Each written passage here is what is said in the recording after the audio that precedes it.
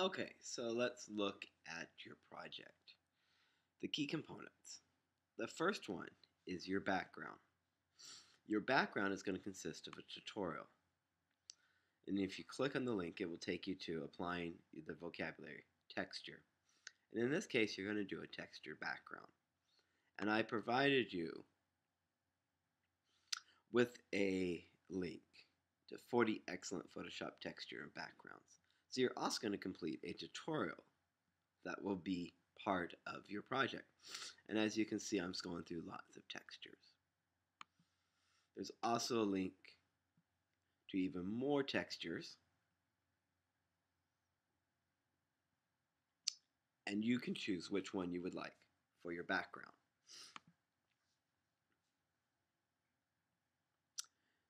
Now, your second image must be photoshopped. Now, your second image must be photoshopped, and this is going to be your dominant and secondary images. And so if I go to my Photoshop, I want you to see here is the final design. Both images have had effects applied to them using the filters, or you could also do any of the color corrections to your image.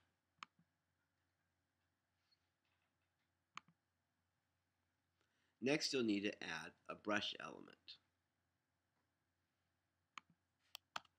And here I have several brush elements.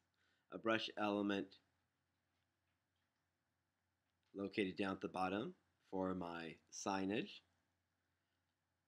Brush elements around the border. And even the grass. I've added a brush element. One thing I really want you to think about is placement. So nothing looks like it's just necessarily always floating like my grass does right now. So I'm going to move up the bar so now it looks like the grass is coming out. Next, you'll use signage display. As I click on the link here down here, I would like just to show you how they've added signage. So you can take a texture background. You can take a sign that you Photoshop to add the text to your image so that you don't have text that doesn't have its own background. As an example, in my Photoshop, I've added the text. And then now I can put it on the bar using my text.